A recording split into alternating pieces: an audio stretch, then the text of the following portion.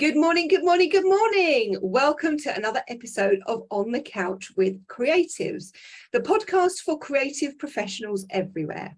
We're part of the Creative Group, which is a safe space for creative professionals in all the creative industries to come together, connect, grow, and create together and develop their creative businesses. But without further ado, Julie, who do we have on the couch today? Hi, I'm Julie, and on the couch this morning is Sara Starling, an award-winning voiceover artist who's been voicing for 3 decades. And so the chances are you've heard her dulcet tones somewhere before. Hi, Sara. Hi, it's lovely to be on the couch with you both. Well, thank you for joining us. Pleasure. So you have been voicing many, for many of the world's top brands, such as Ikea, Lloyds, Mercedes, M&S, Samsung, Netflix, the list goes on and on. BBC. So before we start asking anything about your career, let's take a listen. If your skin were wearing a wash label, what would it say? Dove believes no matter what, all skin deserves gentleness. Brussels Airport, home to millions of stories and infinite possibilities. An airport with a bright future. No post, no glance, no email is worth a life. You're never alone on a road. It can wait. Go weak at the knees for our jazzy, pizzazzy new gin and tonic fun buns. Roberts, embrace the new. Make way for Her Majesty ascending her throne. The Lady of the Loo and her royal helper, Can Do. Want a sneak peek of the new Honda CR-V Black Edition? Close your eyes. All the power of an SUV, all the clever thinking of a Honda. Andrex, loved by them and their families for over 75 years. Seems we've all become usernames and IP addresses. That's why at Starbucks you have a name, and we try to get it right. To us, it's personal. With fruit, the vines that round the thatch eaves run. Enjoy all the delicious flavours of autumn. At Waitrose, join us. Let us know what you think, because together, we can really go places. That was the beautiful voice of Sara Starling. Now, my first question is this, Sara. Most people, and I think it probably has been similar from years ago as it is today, people usually want to get into acting and TV, and they want to be on telly, and it's all about the face and everything. How come you decided to focus your attention on vocal work rather than be in front of the cameras? What first drew you to that line of work? Do you know, I think it goes back to being a child, really, and my first tape recorder, which I loved with a passion. And I always had a thing about sound, and I'd always be making strange noises with my mouth, doing frog impressions or horses or whatever it may be. And I loved telling stories into my little tape recorder. It was like being in another world. So I think sound was a passion from as long ago as I can remember. And in fact, when I was about, 6, I had an audio request played on Radio 1 on Tony Blackburn's show, one of those where you had to record it, and so from there, it kind of went from there, really. And I was actually quite shy. So I would never really want to appear in front of a camera. I was always definitely behind the scenes kind of a person. Yeah. Although I did do a drama degree in acting and all that kind of stuff. But yeah, I prefer to be behind a mic, really. So how did you break into the industry or the market? It's quite a circuitous route, really. I did a drama degree, and I knew I wanted to work for the BBC. I had done for years, and every careers advisor I spoke to said, "You'll never get in, you'll never get in." And I didn't believe them, quite frankly. I was determined. And I even went to a careers fair when I was at uni, and 2 white, middle-aged men in suits who worked for the BBC told me I should go in via the typing pool. And I wasn't going to do that either. No. So at university, I was working on a project, and I was doing the sound for a little TV drama that we were working on. And the engineer who was helping us with all of this saw my interest in sound and said, "There's a job you should apply for called a studio manager at the BBC." And it's what he'd done in the past. So I did, and they offered traineeships then. So I started my career as a studio manager in radio, or a sound engineer, if you like, at Broadcasting House in London. And I did that for about 5 years, which was an incredibly solid grounding. And the skills that I learned then, I still use today, even though technology has changed dramatically.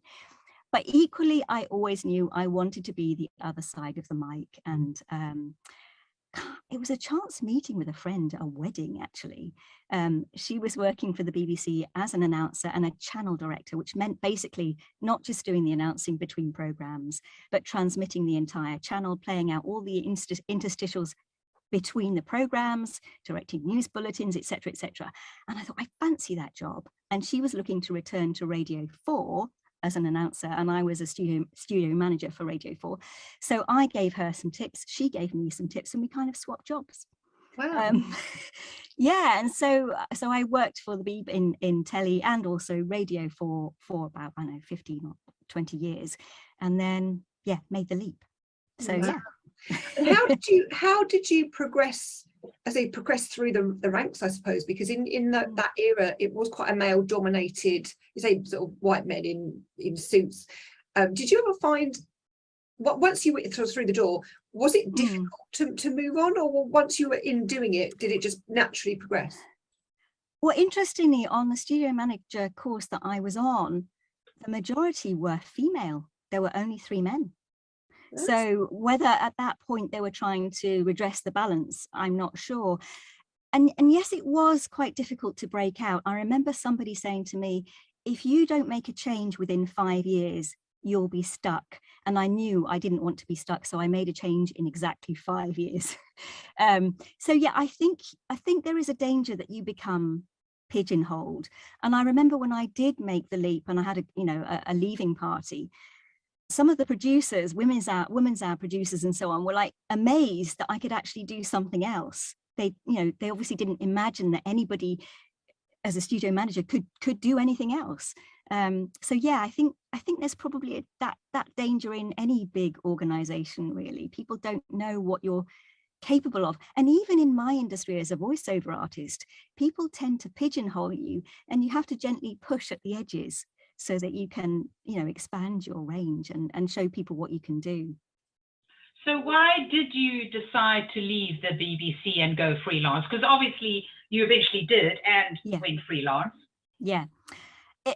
It was multifactorial, really. I was working crazy hours. So an early shift, I would be up at 5 o'clock in the morning.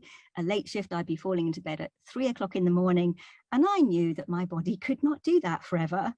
So that, and also my husband was working for the BBC, and he was beginning to look around and get itchy feet. So he moved to a different part of the BBC, which meant a geographical move. And it just made sense. Everything made sense at that time for me to make the leap. And also the work that I was doing was a lot of technical work and looking after staff and all sorts of other things. So for me, the creative element of the job is the speaking and script writing if need be, and so on. And there wasn't enough of that to keep me creatively satisfied in the long term. So it was an obvious next step, really. Yeah. And so what did you do? Where did you go? What was the next step? So the next step was to build a studio and to find clients and to create a reel. And to work out what my USP was, to work out where I sat within the market, what people might want from me, and then almost to start again and find clients. And people think, you've worked at the BBC, you know loads of people, but it doesn't work like that at all, because they're not necessarily your clients. So it was like starting again, really. Yeah.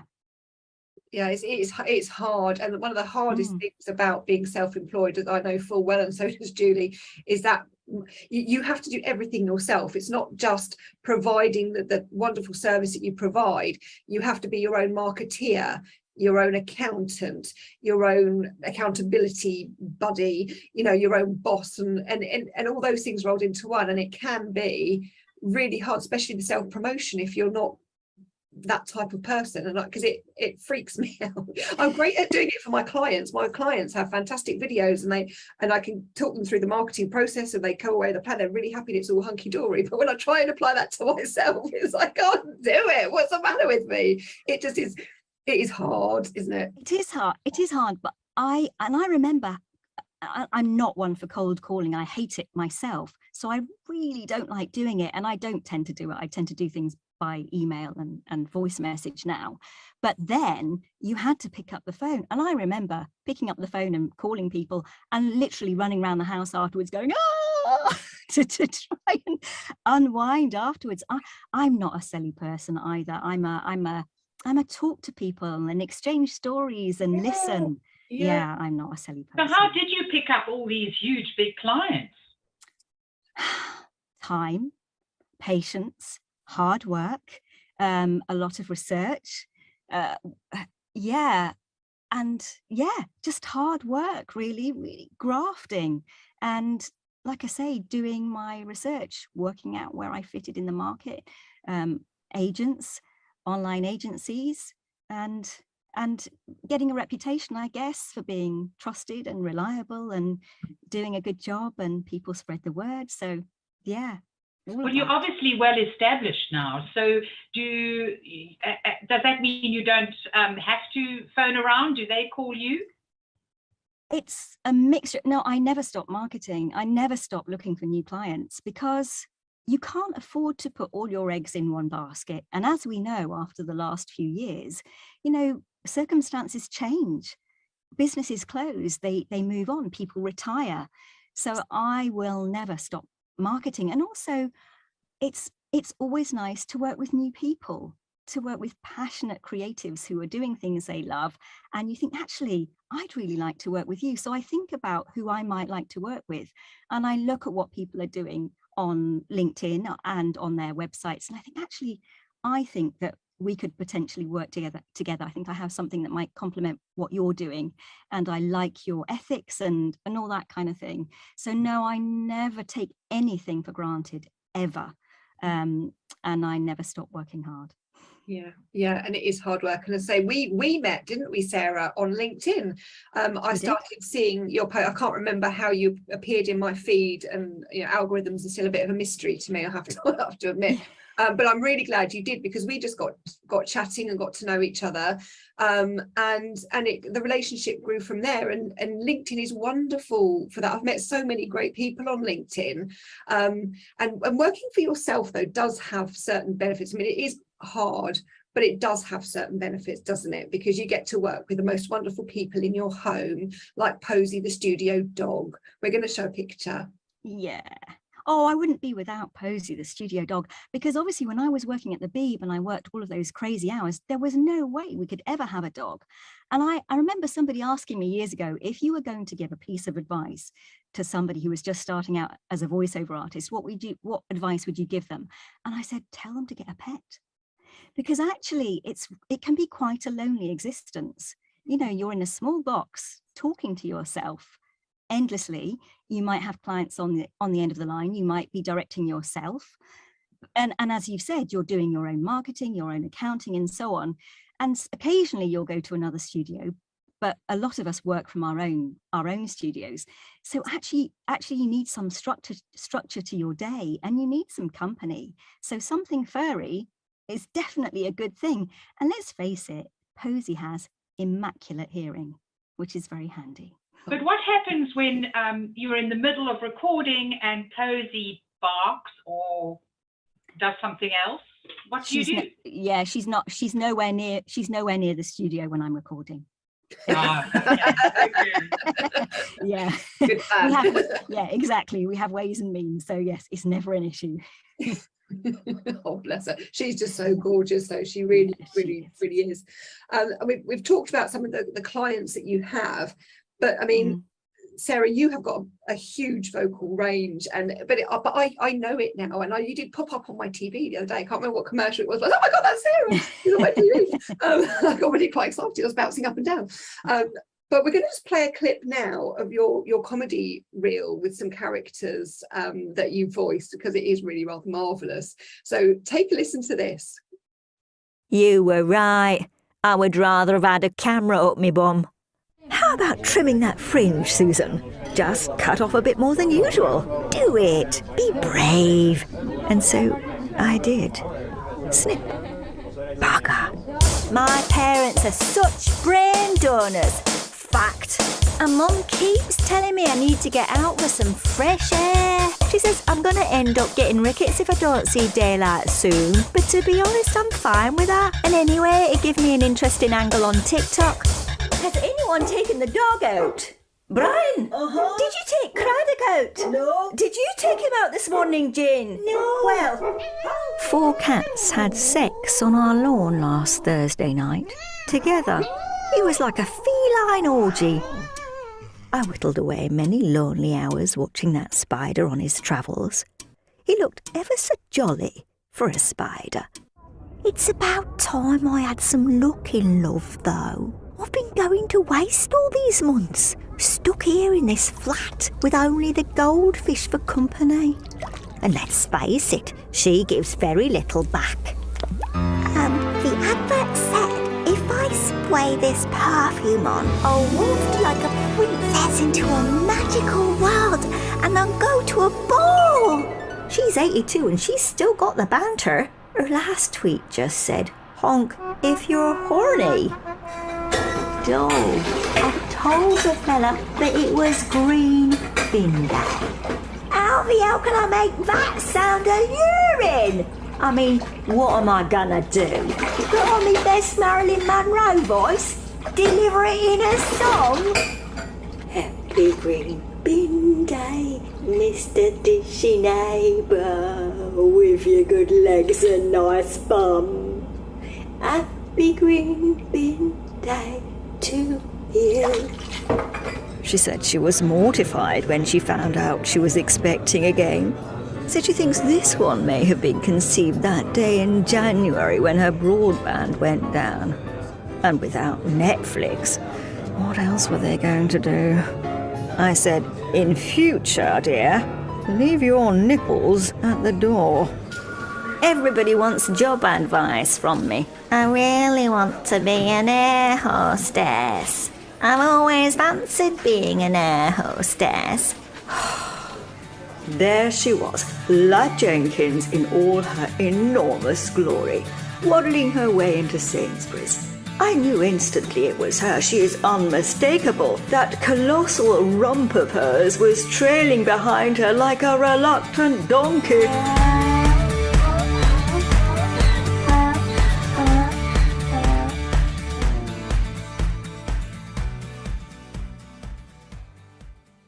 Wow, that's amazing. So what is your favorite voice or your favorite character to play, Sarah? That's a really hard question because those characters were all created along with a TV writer. He wrote the scripts for me during lockdown. We created the podcast because we just wanted to make people smile. You know, it was so grim during that period of time. And again, this was somebody I met on LinkedIn. I thought, oh, I like your work. And so I sent him a message and he said, oh, I like your work. And I had a little think and I had this idea for a podcast. I said, what do you think? Oh, I like it, he said. So he wrote a script and I recorded it and it went on from there. And actually, I hadn't done any character work for years. So it was a really nice way of slipping back into that. And he just wrote beautifully for me. And it was kind of Victoria Wood, Alan Bennett kind of stuff. So the kind of characters I love are, I don't know. I guess human beings who are not too OTT, but have a little bit of an edge or a dark sense of humor. Characters that you can embody. And I guess there's a part of you in there as well. But I remember being asked years ago and I don't know who the end client was actually, because it was via an agency. I was asked to be the voice of a calculator. So they wanted me to sound really boring, like a really boring accountant, not that I'm stereotyping, this was their direction, but they wanted the voice of Kenneth Williams. So I think that was one of my most interesting, Go on, challenging characters. I honestly don't know if I could do it now. This was years ago, and it took a little time to get into, but I think I gave them what they wanted. It was this account get it. Oh my goodness. Yeah. I mean, he has such a distinctive voice. He does. He does. You know, I love the various people's sounds when you can just know at once who's speaking. You know, there's certain actors at once. But I also love actors who can do different voices. Like Peter Sellers was fantastic. He's amazing at mimicking voices. And again, because I didn't realize, I mean, he did voiceovers for some quite serious films as well, and he did David Niven's voice for, was it Paper Tiger, that film, when David Niven got really ill and suffered with his throat cancer. He started off in the beginning of it, and then it was Peter Sellers doing his voice towards the end, and you would never have known. I did not know that. Yeah, I didn't know that either. Yeah, it's amazing, and he was a tremendous talent. And you know, there are some amazing other talents out there that just can pretty much sound like anyone, and you think, my God, how do they do it? Yeah, how do they do it? So, is mimicry part of your job then, Sarah? No, no, it's not. No, there are people who do that. I have a couple of colleagues who are amazing at it.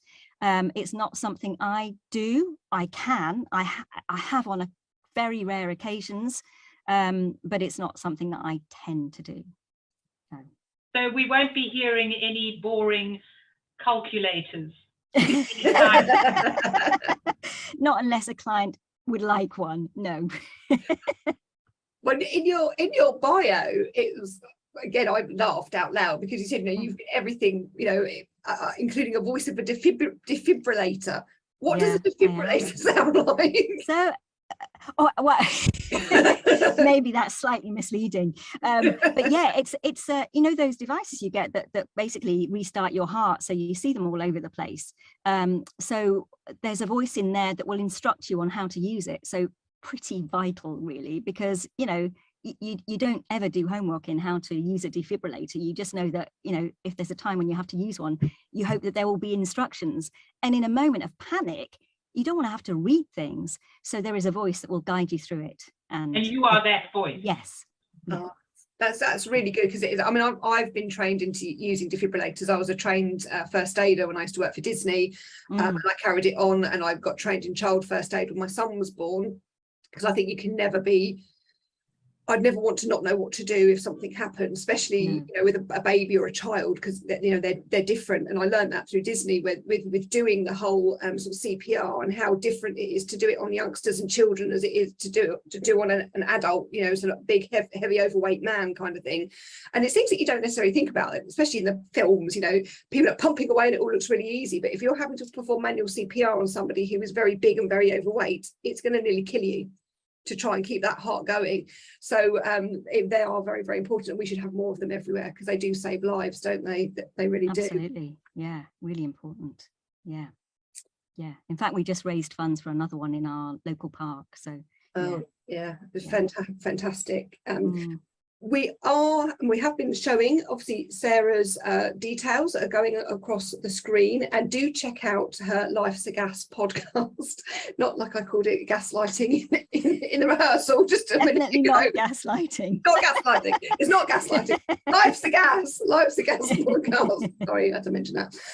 All the details going across the screen now, and we're just going to finish off, Sarah, with your top 3 tips for you know, aspiring voiceover artists. And you know, obviously the first one is ignore your careers advisor. Whatever rubbish they said to you, just ignore it and do it anyway. But what other 3 tips would you have to up and comings who are interested in doing what you do? I think I'm going to keep it realistic. So the first thing I'm going to suggest is you think about the kind of life you want to live. And bear in mind that being a voiceover artist now can be quite an isolated existence.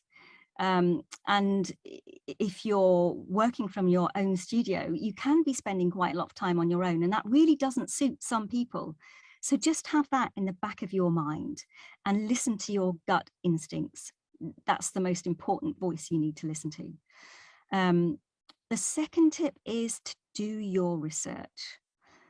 Look at agents' websites, listen to other people, listen to the voices out there, listen to the way that they're doing things, the way they put their reels together, and figure out where you sit in that market. What's your USP? What's your strength? What might the market want from you? And I think the third thing is, it's not just about voicing. It's not just about having a nice voice. It's about what you do with it. And it's about running a business. You know, the voicing is an element, obviously a very important element, a vital element, but you have to be able to run a business. You have to be able to listen to directors, to interpret direction. You have to be able to, you know, just talk to people, get on with people. You have to be able to be courteous and polite, and all those kind of core soft skills that are so often underrated are really important. Soft skills. Yes, definitely. Because at the end of the day, you're running a business, as you said. Exactly. But having a good voice obviously is a gift. Not everybody has a good voice. So would you tell people to get their voices tested, or how would people know that they don't have a good voice? A good voice is in the ear of the beholder, really. And as I say, it's not always about your voice, it's about what you do with it. So it's about whether you can talk to time. You know, if it's a TV commercial and you've got 8 seconds, you've got 8 seconds and not a fraction more. So talking to time and and to picture can be really important. Well, it is really important. And interpreting and being able to deliver emotion and to pitch things and to be able to vary your pitch and, you know, intonate sort of correctly for the material and interpreting copy, all of those things are wrapped up in it. It's not just about having a good voice, but obviously there are vocal coaches out there, and there are people who can help you if you need a bit of training. There are plenty of people, and there is oodles of advice out there. You know, social media platforms are a treasure trove for you, so go digging. And that is what Creatives is for. We have a wonderful voice coach in Creatives, Donald Woodburn, who's actually based in Sydney, Australia, and who was on the couch a few weeks ago. And, you know, he does marvellous vocal voice training. And the one thing that Julie touched on earlier, I think, is, you know, the fact that we're now on Zoom and things like that. People are so much more accessible these days, aren't they? You know, so the advice is out there if you go looking. Yeah, I think, you know, we almost all have to be reasonably good at public speaking now, don't we?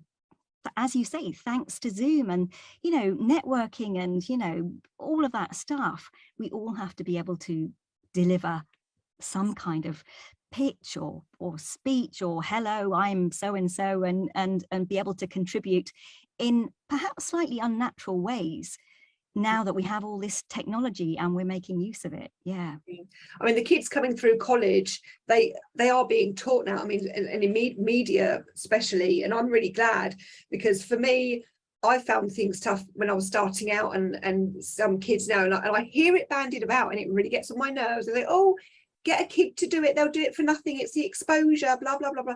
Is that, well, I don't think you're going to get a kid to do it these days for no money, because they're being trained in college what their value is. And they're being they're pricing themselves because they're being taught the marketing and stuff when they're coming through the colleges now, and so they should be. Yeah, and they're stars on TikTok. Yeah, absolutely. I mean, yeah, too right. I think that line of do it for the exposure has to die, doesn't it? I think it is slowly dying. She says, hopefully. Yeah. Especially exploitation of youngsters, I really don't like that. And again, when people come to me for video, and I'm always trying to push them towards professional voiceover artists for their pieces, because I keep trying to say to even small businesses, because you can get some artists, you know, there's a range of fees, but I said these people are trained to deliver the vocals for a specific thing. And we have another member in our creatives group, and he specializes in sort of information giving voiceovers. So, you know, if you're walking around a museum, he'll be the one sort of guiding you. Yeah, I do that too. And infomercials, and he's got that type of voice, and that's his specialist area. And I said, and that's the difference, is somebody who can make something that's dry sound not dry. That's the skill. Yeah, I mean, I voice a huge amount of corporate stuff, corporate, medical, museum guides, all of that stuff. And it is really important, and loads of on hold messages, telephone on hold messages. And it's really important, if you think about it, if you're running a business and the first contact your customer has is on the phone, and that message is recorded by, I don't know, Jake, who works in the post room, chances are it's not going to create a great impression. So I think the voice of your brand, of your organization, is actually really important. And I don't know about you, but if I'm listening to something on the radio or a podcast or something, and the voice is not great, I'll switch off. So I think you have to remember that a voice actually can make or break your business. It is really important. It's more important than you might think it is. Yeah. Super. Well, obviously, we're putting the details of your podcast down at the bottom of the screen. Thank you. I tell you what, next time I go to my GP, I'm going to try and get him to book you to do his bloody telephone message, Sarah, because it's awful. It just goes on and on and on, and it's like, oh, God, you know. But I do messages for quite a few GP surgeries. Yeah. And like I say, again, it's really important, because people, if they're phoning a GP surgery, may well be stressed and anxious. And I do have quite a few funeral parlours as well. And I remember somebody saying to me, somebody I know saying to me, I had to phone this funeral parlour the other day and I was in a really stressful state of mind. And I think it was you, and you really calmed me down. And I thought that was so lovely. So these things, these small, seemingly small things really do matter. They do. They really, really do. I'm going to have a word. He is awful, tell you. I don't know, I'm more stressed when I start off the phone call when I've come off the phone with him. But anyway, okay, we've got the last few minutes left. So we are now going to play our lovely values jam game that I will try and shuffle without dropping them all over the place. And I'll try not to go into my usual spiel, Julie, because I know you don't like it. My cards. My soft. No, I won't. I'll stop. You have a little private moment. That's fine. Exactly. I am. I was like, they're just so soft. They're just touchable. You've got to get some. They're like, if you're stressed, just stroking these. Oh God. We had Sara Rhodey, who wrote a Mills and Boon, and I was joking with her. I could write a Mills and Boon about my car. I'm sure you can get treatment for that, Melanie. I'm sure you can. Yeah, Julie's probably thinking, oh my God, I'm going to book her in. Right, okay. That sounds really bad, doesn't it? I just love them. Okay, so I'm just going to run my finger along the card. Okay. You just say stop when you're ready for me to stop. I'll pull a card. Stop. Okie dokie. Oh my God, this is another really apt one, Julie. Can't believe we pick all these brilliant cards for our guests, or they pick them. It's karma. We have got relationships. Wow, how many times have you read my LinkedIn posts talking about human connection? And that is what my work, my world is all about. It's about relationships. Voicing business, it's all about relationships. They are, well, they're vital, aren't they? They are. They're just vital. Totally is. Totally is. Yeah. So, Sarah, what does relationships mean to you? What does it look, feel, and sound like? Oh, wow. I don't even know where to start. I know, it's a weird question. It's warmth. It's humanity. It's everything. To me, it's everything. I always say sort of relationships and friendships are the jewel in life's crown. It's how we communicate with each other. It's how we humans are social animals, aren't we? So I think relationships are so important in personal life and in business. You know, they make the world go round. And you know as well as I do, if you're working with somebody you get on with, like a house on fire, and that person is as passionate as you are about what you're doing, you create something really special. That relationship is so important. Equally, if you're working with somebody who, you know, doesn't want to make that connection and kind of does their job and you do your job, yes, you can create good work, but it just misses that little spark sometimes. A little bit of magic, doesn't it? Yeah.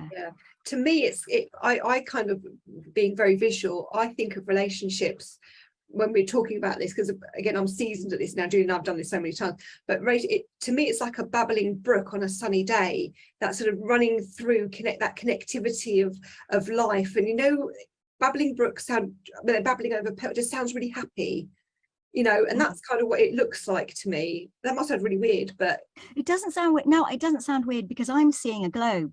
I'm seeing the earth, and it's kind of all warm and pinky and red, and yeah, there's this kind of connection running between all these little dots that are people.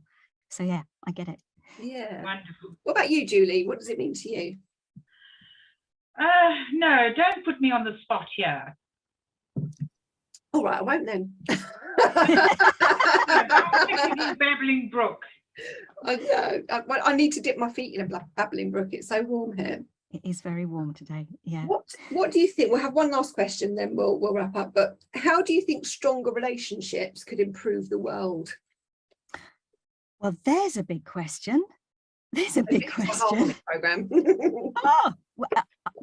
Well, I think, again, I talk a lot about empathy, and I talk a lot about compassion. I think those things are so important, and listening, being able to listen to each other. And I was talking to a friend who's having a really hard time the other day, and I was saying to her that actually, when you go through really difficult stuff in life, which we all do, it's an opportunity. It's always an opportunity to learn something, to become a better person. And also, because you learn stuff, it means that you can help the next person along the way, because otherwise all of that tough stuff is for nothing. So I think the listening, the mindful living, being aware of what you're living through, you know, the way that life is changing, what you need to do, how you need to change, how you can help other people along the way. Because really, you know, we've seen this said so many times, but we are on a piece of rock hurtling through space. The least we can do is help each other through it, don't you think? Yeah, absolutely. Wonderful. Absolutely. And on that very lovely note, thank you, Sarah, for joining us on the couch today. It's been an absolute delight, and we'll have more for you next time. See you. It's a pleasure. Thank you so much.